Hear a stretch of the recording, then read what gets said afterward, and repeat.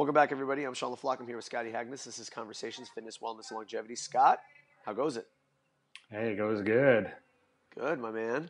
I am still in my post-workout flavor of that fire breathy kind of deal.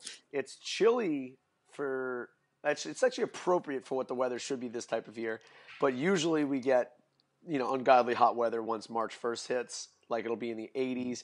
But, we've been getting mid 50s in the early morning, and then it gets up into the 70s. Gorgeous weather. Perfect weather.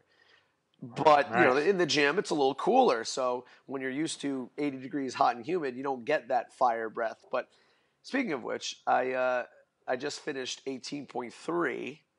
And how did that go? Which was, there's a lot to talk about here. I'll just give you the workout itself. It was a 14-minute time cap, 2 rounds for time of 100 double unders. Then there was 20 overhead squats with 115-75, 100 double unders, 12 ring muscle ups, 100 double unders, 20 dumbbell snatches, 100 double unders, 12 bar muscle ups, 2 rounds for time.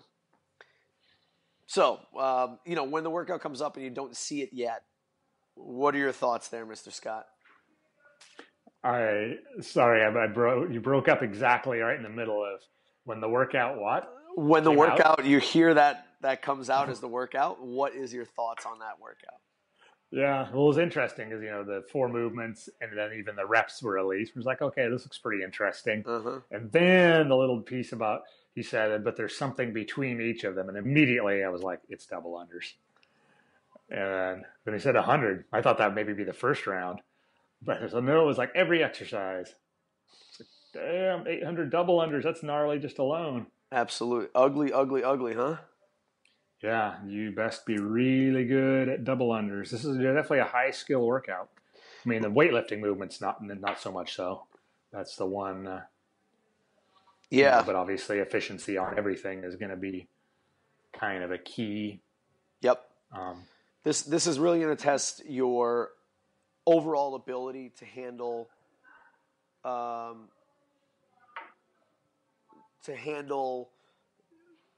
high skill movements under fatigue and minimize the fatigue from the high skill movements so that you don't bleed into the double unders.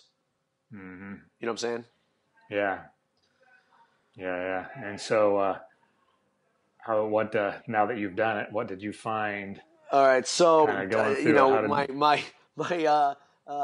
my thoughts prior to it were, yes, definitely this is a double under workout, and I've been doing a lot of double under work, probably hitting them 2 to 3 times per week with weighted rope.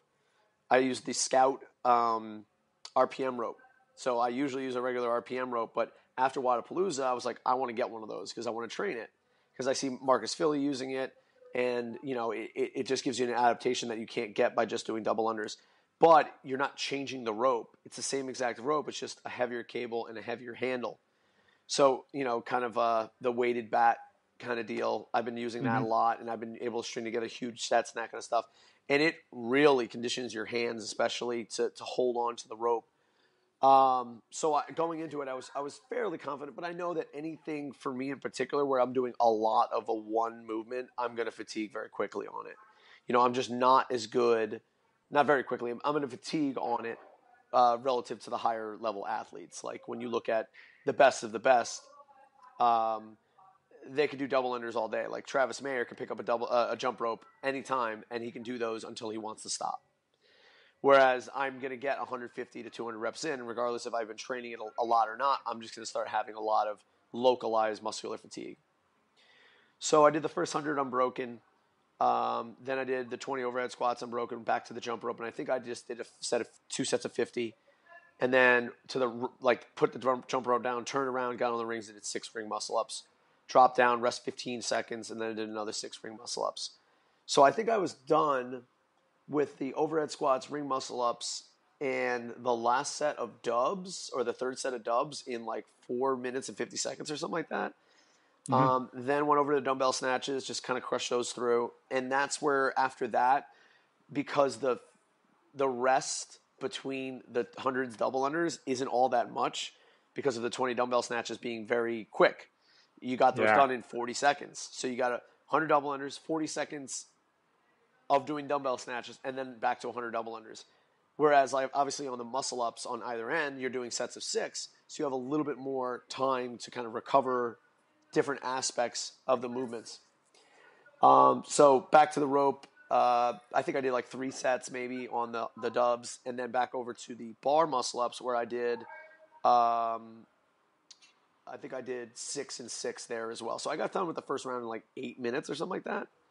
Mm-hmm. Back to the jump rope, and that's where like my hands, my thumbs in particular on my right hand couldn't really grip the rope at that point. It was much more difficult, so I was getting very localized, like almost hand cramping on my thumb, but my triceps were definitely smoked as well, and there were some metabolic effects from the overall work for those 8 minutes of work. So the double unders, became sloppy. Did the next set of 20 overhead squats unbroken, more dubs. Then it was back over to the rings, and I did 5, 4, 3 on the rings, and then completed another 18 or so double unders before I was timed out. So overall, it wasn't the worst workout I've ever done. There was a lot more like ickiness to it. Similar to like if you had to do unbroken sets of something, like hang power cleans, hang power snatches, touch and go reps. If you had to do that lactate that builds up is actually pretty gnarly. But I'll probably do it again on Monday. And if we're gonna, obviously I'm gonna do it again on Monday.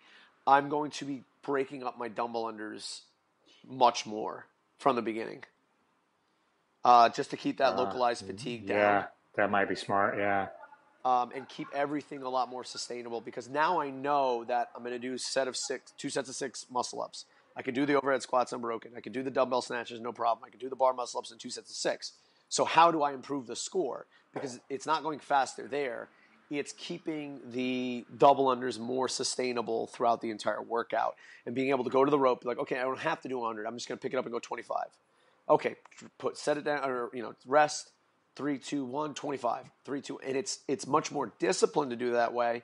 But I think essentially that's what you have to do to maximize your score if you're not somebody who can just do double unders all day long.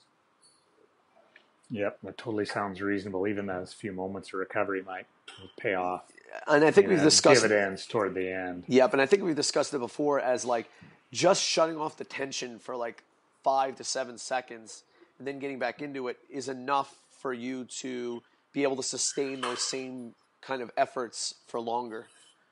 Yeah, I mean, there's some occlusion going on at times when you're holding just high tension, and then you're just not getting nutrients into the muscle or waste products out. You get a little flushing, and then regenerate. Yeah, I will say that the rope felt like nothing. It was just kind of holding the position that was more of a difficulty than anything. Maybe even feel like adjusting my hand placement on the rope to I guess the best way of saying it would be to account for localized muscular fatigue in the hands and forearms, so you're not using exactly the same muscles throughout the entire workout. Choking up on the grip, moving the hands out, moving the hands in, just to kind of vary things a little bit like you would on push-ups or burpees or something like that. Yeah, totally valuable.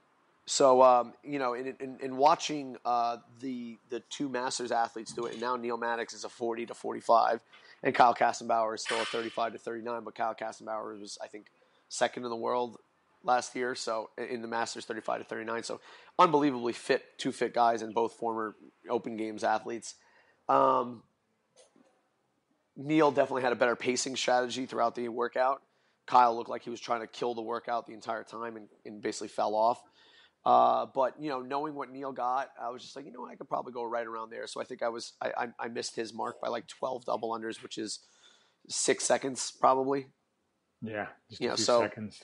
And if I knew what I needed to hit, maybe I adjust things accordingly. But the other thing that came to mind looking at the setup, watching it, is how many people have a pull-up bar, a set of rings, and the space in front of it in order for them to do all of those 3 things with minimal traveling in between. Oh, right. Yeah, there's going to be a logistical excursion for folks. They might make some interesting filming, Oh my God, what a depending on nightmare! some. Myra was doing it this morning, my master's athlete, and she had to have someone watch her or walk around with her. And then the other logistical thing is the variation of ring height. And people are going to scrutinize, and they're going to talk smack about like, oh well, just do it. It's all the same. It's not. It's just not. A 20-foot setup, like if you have 20-foot ceilings and you're dropping rings down, it is not the same as if you have 6-foot straps. It's just not. Oh yeah, strap length definitely matters. Yeah. I think there should be some kind of standardization there. It kind of sucks because it's very difficult to do that, but we have a standard rower. You have a standard on the barbell you're allowed to use. You can't use little plates on burpees. Why not? I mean, if there was a burpee workout, we'd have to have a 6-inch reach. I think there should be some kind of standard, a minimum length of your rings. I understand that, there are people who are like doing it in their garage. I get it. But far more people are doing this in an affiliate. Mm-hmm. And I mean, I just heard the word the classes just began. Whirring ropes out there. Yep. And then the last thing I'm noticing is right away I thought to myself, A, this is going to be a nightmare for coaches when they coach, and B, if you are a judge, you're going to be counting a lot of double unders. I know, which is not the most fun thing to judge. Nope, no, it's not. So what are your kind of hearing what I said about the workout and noticings? What are your thoughts? Yeah, I mean, doubles and being efficient on those is certainly the biggest key, and then being smart about your fatigue based on where you're at with the other movements. If it's a more of a intermediate level athlete where they're gonna get that many double unders done, they're gonna get the overhead squats done, and then they're gonna have to chip away at either of the muscle up sets. Whether it's the rings or the bar that present more of a challenge, they're going to have to be really smart about managing their fatigue to chip away through those. Yep. Like I have an athlete tomorrow who has just recently got her first muscle ups, and then she's gotten a fair number of them, like 3 or 4 at any given training session since. I think she's got a shot to get all 12 done with a smart strategy coming in. But it's so different based on where you're at. I have another guy I know that's also kind of an intermediate tier guy.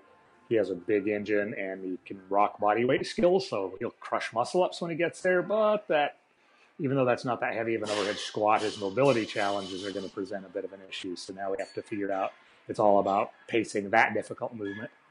The dumbbell snatches at least are the one thing that I don't think anybody will have much challenge with. Yeah, I would say that one of the biggest things that I did during my warm-up, and I would recommend anybody doing this, is making sure that thoracic rotation and extension is in good position, because you're just going to minimize the amount of pulling you have to do with your upper body on the ring muscle ups, how much compensation you're going to have to make on the overhead squats, and then finally on the bar muscle ups as well, of being able to get a good solid kip and not have to pull yourself up there, using yourself as, just making sure that your movement is good so that your technique is a little bit better. Right. Yeah, really drilling good mechanics and positioning before getting in there. Yeah, make it just generally easier on yourself. And as aerobic warm-up, I think I did 7 minutes. Usually I will do like minute on a bike, rower, skip rope, and run. But I was tinkering around today with 30-30s on the assault bike, progressing like very, very moderate to more intense. So like, let's say I started out at about 54 RPMs for 30 on, 30 off. And then by the end of it, I was up around 70, 72 over 7 intervals. And I've kind of felt good. I was like, all right, I'm ready. Because I think sometimes I'll get into too much of a rhythm on the minute stuff. And, this it was just a way to kind of trick my mind into getting ready for the workout. Whereas a lot of the time you're like, I really don't want to, I just want to hit this workout. But you know that your heart rate's just going to spike and you're just going to be in trouble. Right. And I think Yeah. I think that is definitely something that people need to consider when they're doing this workout, especially if you do 100 double unders unbroken. What's that going to do to your heart rate? Right. You know, Exactly. right Yeah. You out the can't gate. red line right out of the Right gate. out the gate, and then you pick up a barbell and you do 20 overhead squats, and everybody wants to do it unbroken, and you go back to that jump rope, and you're like, wow, this became a bad workout, and I'm only 90 seconds in. You know, Right. and that's not what I wanted to do at all. You know what I mean? I've taken my lessons over the last few weeks, and even in Wadapalooza, of like going, you know, staying in your lane and doing what you can do. And I think I could be even more conservative and do better this next time. So there's definitely this is definitely a retest type of workout, just to kind of see what this plan kind of plays out as. Okay, tweak this a little bit and then hit it again. Nothing was so overly fatiguing or so you know, smashing you that wouldn't be a retest. We'll see how my calves feel tomorrow, but you know, all things considered, I'm That feeling would be pretty the good. only thing, probably. Yeah. Yeah. Um, Yeah. The volume is actually low enough on the other stuff that it's not, not a big deal, really. Just the double unders. yep.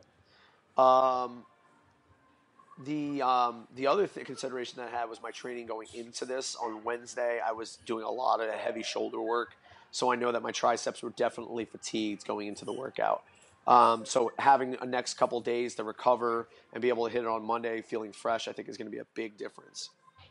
Yeah. Yeah. What are you planning to do tomorrow and Sunday for Neural recovery or recovery work training? tomorrow, and a little bit of like recovering the CNS through some, you know, fast lifts. Mm-hmm. Um, I don't know how much aerobic work I will do, but definitely back into some structural balance work. I like doing that on Saturdays, single leg squats, lateral work, some rotational work, just to kind of get back into being an athlete again and feel good Yeah. and just feel fired up.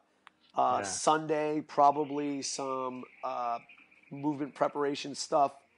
That will be the day I prime the aerobic system, and then Monday I'll hit it. And this is also coming from a Monday retest and then 2 days of training after. So I only had Thursday to recover. So very easy stuff tomorrow. A little bit of priming on Sunday, and then hit it on Monday again. Yeah. Sounds solid. Yep. Good stuff. Have you seen anybody doing it in your gym yet, Scott? I've seen two classes this morning. Nobody that was super serious. Our main group is doing it tomorrow, so I'll get to see the best that we have do it then. But yeah, we saw some people. A bunch of people tried to get through it, the scaled version, which Yep. provides actually a pretty good challenge to try and complete it before the cap for a lot of at least kind of intermediate level folks. So yeah, I was having people do if they wanted various hybrid versions that weren't entered, like you want to do doubles, but you can't do all the weights or the muscle Yeah. ups. Yeah, we can cook up a version there, or maybe you can Yep. do the weights, That's what I was but doing not the as well. muscle ups. Okay, that's cool. Do the weights and So yeah, a variety across the map. Yeah, I mean, actually, we would be remiss if we didn't talk maybe about the scaled version, Scott. What are your thoughts on the Yeah. actual scaled version? So I'm sorry. What was the question? What would you think? What do you think about the scaled version, and maybe a little So bit the about scale version that? is the scale version is interesting because it's really kind of a sustained aerobic test. Yep. Single unders obviously have nowhere near the output demanded of doubles, but they're a steady thing. People, if they're not comfortable and efficient, that's still 80, 800. I mean, jumps. Yeah. And it can definitely tire you out big time. But the other movements, you can move pretty quickly. Being as I'm not, competing and training for this sort of thing anymore, I think I may see what kind of a time I can put in on the scaled version. Mm-hmm. I know that I have for sets of 12, I can do fast butterfly pull-ups and shave some time, and things that maybe most people doing it scaled wouldn't necessarily do, but like to see everyone that I saw doing it is able to keep moving pretty continuously outside of just very short breaks. People that had more mobility challenges and had to fight the empty bar on the squats had to break it a bit. Other people, just lock in, boom, boom, boom, boom, boom. Mm-hmm. The pull-ups worked well. Some people that was, had to start fractioning those up, but even then it was very short breaks. Like they were definitely moving the whole time, and pretty much the whole class. I had like 10 people that did it scaled, and they were all pretty much on the floor at the end. So it definitely kind of reminded me of that physical output of 18-1. Mm-hmm. You know, very aerobic, no real reason to ever stop, or if you did break, it was minimally. Yep. For really almost everyone. Yeah. I mean, I think a lot of people will poo-poo this as a scaled workout. I already heard people kind of, this is too basic for scaled. I would love to be able to do X movement. I would love to be able to do, why not put more weight on? All right, chill. What is a scale workout? Scale workout is all-encompassing, and it should feel similar to what the RX workout should feel like, right? Right. So if you're a person who doesn't have ring muscle-ups, doesn't have bar muscle-ups, it should feel the same as me doing it, where I'm breaking up into two sets of 6 on the rest muscle-ups and the ring muscle-ups and the bar muscle-ups. That might be what you would do if you were a scaled athlete doing pull-ups.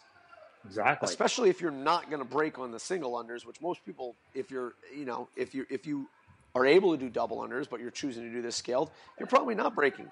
And it's a lot easier to recover on the single unders because you're just hopping. Yeah. So this would feel very similar to a high-level CrossFitter in a lot of ways. Yep. Yeah, you're going to feel much exactly.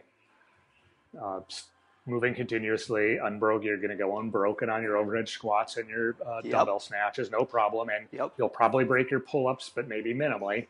6 and 6, like you said, or maybe by the last year, be 5, 4, 3, whatever. Yeah. And that's basically what I saw, for the most part. Yeah, and I always say, because I intentionally write light workouts, and I say, do not scale up. If it's easy, go faster. Yeah. And, and I always think of this. I saw a video a few years ago of, I can't remember what it was. If it was like the world record for 100 single unders, or maybe it was 200 single unders. Uh-huh. And it was this small Chinese woman, and it looked freaking brutal. Like the rope was probably turning at triple under speed. Uh-huh. And she had to hold her body extremely rigid, probably barely able to breathe, so she could basically jackhammer her feet off the ground. So they couldn't run. You couldn't run. Yeah, you couldn't do like a running man. And you couldn't do a double under. Your feet had to hit once for each turn. Wow. But she made it. The rope went fast, and when she was done, it only took 20, 30 seconds. Yeah, crushed. But she was like crushed. I was like, you can speed that rope up. Good point. Yeah, speed that fricker up. That rope up and make it a challenging workout. Yeah, you can speed the rope up. Absolutely. You could be at that nice ginger pace of one single every half a second, or you can really push it and go every quarter of a second. And now you're looking at, instead of a minute to do 100 double unders or single unders, now you're doing it in 30 seconds. Now we're cooking.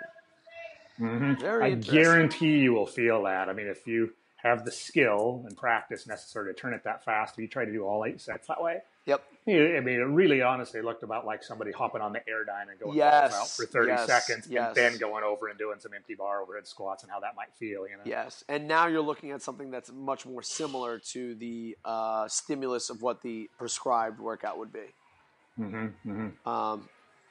Without having to put too much of a demand on the athlete. And I really do appreciate the fact that they did 45 and 35 pound overhead squats for the men and women respectively, because you know what? Just show you can do it. You can do an overhead squat. You're not going to, and it's not going to kill you. It's not going to put you in too much danger. It's not like you had to do, 65 pound squat snatches. You're doing an overhead squat. So, even if you've been not had a ton of exposure to overhead squats, at least it's something you can do and be safe with it. Exactly. You could probably do it. It's not going to hurt you. Yes. It's 20 of them, 2 sets of 20, if you do both rounds. So again, and if you can't, which some of us are in the gym that, they're just like, nah, I'm just not going to do it. And I saw them like, yeah, I agree. I just have them do front squats. Yep. That's what, I had one person that had to modify the front squats and I think dumbbell cleans. One thing that definitely happens, though, is people will get to the time in the open where everything's going all well and good because they got scaling workouts and everything's going well. And then they get to the spot where they actually have to do a pull-up. And there is a lot of saltiness from that. Oh, right. Yeah, because, there's no step down from a pull-up. Yep. But kind of like they used to do in the early years with the muscle ups, where they, back then they had them always hidden deep into the workout. Yeah. Fair, so you could get a score. fair amount of work done. You can get a score before you hit that thing. The same deal here, I guess. You would have completed, definitely some work before you got stuck at that pull up. Yep. And I suppose we see people get their first pull ups. Just like they do. We always see people get their first muscle ups, and and they do, and they do, and you know what? I've always been a very big avoidance because I don't want to. I don't like to put people in positions where they're exposed. It's not necessarily fair unless they're asking for it, and I and a lot of the times you're enticing people to do the open. Hey, give it a try, whatever. So I am apprehensive about basically shining the light on something that they may know that they can't do, but really don't want to be, exposed, or be self-conscious the fact that they can't do that. But I guess it's the intention. Like, what's the intention of you doing the open? It's exposing what those weaknesses are, and maybe you can't do two pull-ups, and maybe that is the motivation and the awareness that you need to be like, hey, let's work hard for the next year, and the next time the open comes, let's go and do our pull-ups. Yeah. Yeah, I mean, I certainly am careful to not, try and encourage someone to do something I don't think that they have. Yeah. You kind of measure what their psychology is and their structure. Are they close? Is it realistic? Do they have decent mechanics? And it maybe just isn't there. Because some with pull-ups and muscle-ups, some of it's just you don't know the feeling if you've never done one before, and the capacity might be there. And sometimes it's a little bit of a prod. These things come along. And that's the prod it takes to kind of get it done. But at the same, but if somebody, I think, I know there's no way it's going to happen, or it shouldn't happen, and not going to, let's do some ring rows here, whatever. Jumping pull-ups, ring rows, whatever. They did scale down the pull-ups for the Masters 60 plus, which was cool. I had an athlete who did jumping chest to bar pull-ups. It was jumping chest to bar, right? Very happy, and the person next to her was doing jumping chest to bar, and then at the end of it, she realized, oh, wait a second. I needed to do pull-ups to get the scale, so her score went from like 9-something to like 200. And then everyone was like, yes, so... But, again, it's like you said, it's like, is bringing the awareness to that thing, whatever movement that it is, does that person have the capacity to do what it is that you're asking them? And is it again, what's the intent? And once you do expose that, it's like, where are you in trying to encourage and then work with that person to get where they want to be, or do they want to be there? Or are they just saying, you know what, you can't do them, and who cares? You know what I mean? You're having a good time, and just reaffirm and reestablish what their focus is for this this open. Mm-hmm. So, by the way, what was our predictions last week, Scott? Do you remember? I'll have to go back to the video, but did you remember what you might have said? Well, I know one thing I did say was that I felt we'd see the dumbbell one more time, and we've seen it now 3 weeks in a row. So unbelievable. I know. Are we going to see it all 5 weeks? Last year, everybody was like, is it going to be in every one? But it was just in the first 2, if I remember right. Yep. Yep. Dumbbell snatches and dumbbell cleans. And then the other thing I had thought that maybe handstand walking would show up. We thought not necessarily something heavy, but we figured it would be a skill. I think we called muscle ups. I think we both were kind of in agreement. I think I said they're bringing back the rings. Yep. Yeah, and I felt that way. I didn't think they would bring back the same workout. Yeah, I didn't know there'd be the same workout. Yeah. Coincidentally, but I felt for sure it was going to be muscle ups or pull ups of some kind, almost for sure. Coincidentally, this Wednesday I was doing bar muscle ups with Myra, and halfway through the workout, it started raining, and our pull-up bar is in the doorway of our gym. So we're like, all right, let's just switch over to the rings. Not a big deal, and we'll just give that a try. Lucky we did, because we haven't been touching ring muscle-ups as much. and especially in the same workout. So it was good that we got those touches in. It was a a nice accident that happened, but going forward, now we've narrowed down the movements a little bit more. We've knocked out overhead squats, double unders. We've knocked out the ring and bar muscle ups, and we knocked off the dumbbell snatches and the overhead squats. So now we're working with thrusters, handstand push-ups, chest to bar pull-ups, and I believe wall balls. Those are perennially the movements that you've seen, movements that they haven't shown yet, but they've done before, are overhead walking lunges, front rack walking lunges, box jumps, form. And it's aside from the burpee box jump overs, we haven't seen box jumps in 2 or 3 years. So it's been a while. So that's what we're working with now. Do you have any thoughts or predictions of where it might go? Let's see. I'm not going to bet against thrusters being in the final workout, so I'll say we can probably relatively safely move those aside. Now, we saw snatches last week. We could see the sort of repeat pattern. We had dumbbell hang cleans week 1 and heavy barbell week 2. Now we had a small amount of dumbbell snatches. So we might see heavy. If we're going to see a barbell snatch, whether it's light and lots or heavy and few or whatever, I think it would be next week, and because assuming we're going to see thrusters on week 5. So it could be some sort of chest to bar snatch, handstand push-up, or walking. I'm going to go with that. Here's the thing. Putting the ring and bar muscle-ups in the same workout has opened up Pandora's box, because now I think you can legitimately do handstand walks and handstand push-ups in the same workout. Absolutely. And make it something where it's brutal, like 50-foot handstand walk, handstand push-ups, and on the opposite side you're doing chest to bar pull-ups. And literally there's no barbell. He's like, we've used dumbbells, we've used barbells, and now we're doing the other thing. We have handstand push-ups, handstand walking, and chest to bar pull-ups. And maybe it's an 8-minute AMRAP or something like that, or ascending ladder, or a buy-in, like that. Ascending ladder. Maybe a buy-in. Definitely. I don't know if there's going to be a repeat workout this year. Oh, that's right. I totally forget. Yeah, it would have to be. Well, we've seen it in week 5 before, but it would be first open minus a repeat. The other thing, because a 14.5 and wait a minute, not 14.5. Was it? 14.5 was the chest to bar thruster one where it was a 4-minute clock, right?